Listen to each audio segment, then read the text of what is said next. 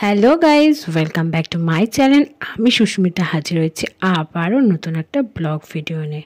তো আজকে চলে এলাম আবারও একটা তথ্যমূলক ভিডিও নিয়ে। তো চলো একেবারে মূল পর্বে যাওয়া যাক। মহাশিবরাত্রি মূলত একটি হিন্দু উৎসব, যা প্রতি বছর ভগবান শিবের সম্মানে পালিত হয়। এই দিনে শিবের বিবাহ দিবসকে চিহ্নিত করে। এই দিনটি শীতের ঠিক শেষে অর্থাৎ ফেব্রুয়ারির শেষে বা মার্চের শুরুতে হয়, অথবা গ্রীষ্মের আগমনের ঠিক আগেও পড়ে। হিন্দুদের জন্য একটি প্রধান উৎসব। জীবনের অন্ধকার ও অজ্ঞতা দূর করার জন্য প্রার্থনা করা হয়। 2025 সালে এই শুভ উপলক্ষটি 26শে ফেব্রুয়ারি বুধবার মহাশিবরাত্রি হলো হিন্দু উৎসব, যা ভগবান শিবকে সম্মানে পালিত হয়। এটিকে শিবরাত্রি নামে ডাকা হয় এবং বেশিরভাগ ভারতীয় রাজ্যে এটি পালিত হয়। প্রতি বছর এই উৎসবটি ফাল্গুন মাসের অমাবস্যায় 14 তারিখে পড়ে, যা ইংরাজি ক্যালেন্ডার অনুসারে মার্চ এবং ফেব্রুয়ারি মাসের সঙ্গে সঙ্গতিপূর্ণ হয়। ভক্তরা দিনরাত উপবাস করে এই ভগবান শিবের ধর্মীয় উপাসনা করেন। মহাশিবরাত্রির তাৎপর্য। মহাশিবরাত্রি একটি শ্রদ্ধেয় হিন্দু উৎসব, যা গভীর আধ্যাত্মিক তাৎপর্য রয়েছে, যা উপবাস ও ধ্যানের মাধ্যমে অন্ধকার এবং জীবনের বাধাগুলির উপর বিজয়ের প্রতীক। এই শুভ উপলক্ষটি ভগবান শিব এবং দেবী শক্তির ঐশ্বরিক শক্তির মিলনকে চিহ্নিত করে। বিশ্বাস করা হয় যে এই দিনে বিশ্বব্রহ্মাণ্ডের আধ্যাত্মিক শক্তি বিশেষভাবে শক্তিশালী। মহাশিবরাত্রি পালনের মধ্যে রয়েছে উপবাস, ভগবান শিবের ধ্যান, আত্মদর্শন, সামাজিক সম্প্রীতি প্রচার এবং শিব মন্দিরের জাগরণ। দিনের আলোতে পালিত বেশিরভাগ হিন্দু উৎসবের বিপরীতে শিবরাত্রি রাতের বেলায় পালিত একটি অনন্য উৎসব। মহাশিবরাত্রি সম্পর্কে বেশ কয়েকটি কিংবদন্তি রয়েছে এবং লিঙ্গ পুরাণ সহ বিভিন্ন পুরাণে এর তাৎপর্য বিস্তারিতভাবে বর্ণিত রয়েছে। এই গ্রন্থগুলিতে মহাশিবরাত্রির ব্রত পালন এবং ভগবান শিব এবং তার প্রতিনিধিত্বকারী লিঙ্গোত্তমকে শ্রদ্ধা জানানোর গুরুত্বকে উপর জোর দেওয়া হয়। এই রাতে ভগবান শিব তাণ্ডব নৃত্য পরিবেশন করেছিলেন, যা সৃষ্টি ও ধ্বংসের একটি শক্তিশালী এবং ঐশ্বরিক প্রকাশ। ভক্তরা শিবের স্তোত্র উচ্চারণ করেন এবং ধর্মগ্রন্থ পাঠ করেন। প্রতীকীভাবে সর্বশক্তিমানের দ্বারা পরিবেশিত মহাজাগতিক নৃত্যের অংশগ্রহণ করেন এবং তার সর্বব্যাপী উপস্থিতি উদযাপন করেন। আরেকটি কিংবদন্তি ভগবান শিব এবং দেবী পার্বতীর বিবাহের সাথে সম্পর্কিত, যা এই দিন হয়েছিল বলে জানা যায়। এই দিকটি বিবাহিত দম্পতি এবং অবিবাহিত মহিলাদের জন্য একটি ভালো স্বামী খুঁজছেন তাদের জন্য এই উৎসব বিশেষভাবে তাৎপর্যপূর্ণ করে তোলে। মহাশিবরাত্রির পূজার আচার ও অনুষ্ঠান। মহাশিবরাত্রি পূজা ভোরের প্রথম প্রহরে শুরু হয়, কারণ ভক্তরা সূর্যোদয়ের আগে স্নান করে নতুন পোশাক পরে এবং শিব মন্দিরে যাওয়ার মাধ্যমে তাদের দিন শুরু করে। এই দিনটি মহিলাদের জন্য ব্যতিক্রম তাৎপর্যপূর্ণ, যারা জল, দুধ, বেলপাতা এবং বের বা জুজুবের মতো ফল এবং ধূপকাঠির ব্যবহারের মাধ্যমে ঐতিহ্যবাহী মহাশিবরাত্রি পূজার অংশগ্রহণ করেন। তার শিবলিঙ্গের চারপাশে 3 বা 7টি প্রদক্ষিণ করেন, তারপর দুধ ঢালা এবং পাতা, ফুল, ফল নিবেদন করেন, ধূপকাঠি দিয়ে পূজা করেন।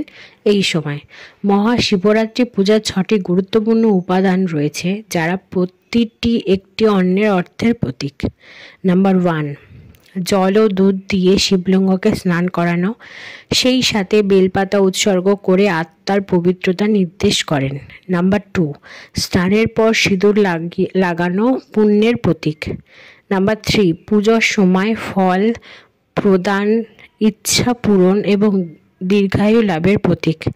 নাম্বার 4, ধূপকাঠি জ্বালানো পদের প্রতীক। পান পাতা পার্থিব কামনা বাসনা থেকে প্রাপ্ত তৃপ্তির নির্দেশ করে। প্রদীপ জ্বালানোর জ্ঞান ও জ্ঞান অর্জনের প্রতীক। নাম্বার 6, এই উৎসবে অন্যতম প্রধান উপাদান হলো শিব মন্দিরে রাতব্যাপী জাগরণ, যার ফলে ভক্তরা জাগরণের আয়োজন করেন। ফলস্বরূপ মহাশিবরাত্রি রাতে মন্দিরগুলো ওম নমঃ শিবায় মন্ত্রে প্রতিধ্বনিত হয়, যখন পুরুষ এবং মহিলারা ভগবান শিবের সম্মানে ভক্তিমূলক গান গায়। মহাশিবরাত্রির ব্রতের পিছনে কিংবদন্তি।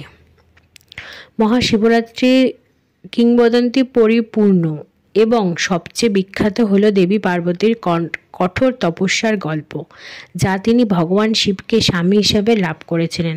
পৌরাণিক কাহিনী অনুসারে তার অটল নিষ্ঠার কারণে ফাল্গুন মাসের কৃষ্ণপক্ষে চতুর্দশ তিথিতে ভগবান শিব এবং পার্বতীর বিবাহ বন্ধনে আবদ্ধ হন।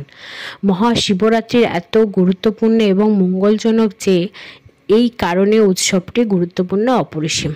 গুড়ারু পুরাণে এই দিনের তাৎপর্য তুলে ধরা হয়েছে। এই কিংবদন্তি অনুসারে এক শিকারী একবার তার বিশ্বস্ত কুকুরকে নিয়ে বনে শিকারের অভিযানে গিয়েছিলেন, কিন্তু খালি হাতে ফিরে আসে।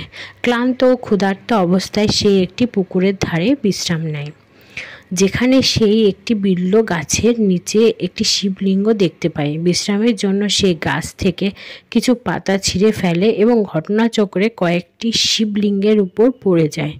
তার পা পরিষ্কার করার জন্য সে পুকুর থেকে জল ছিটিয়ে দেয়, অসাবধানতায় কিছু শিবলিঙ্গের উপর ছিটিয়ে দেয়।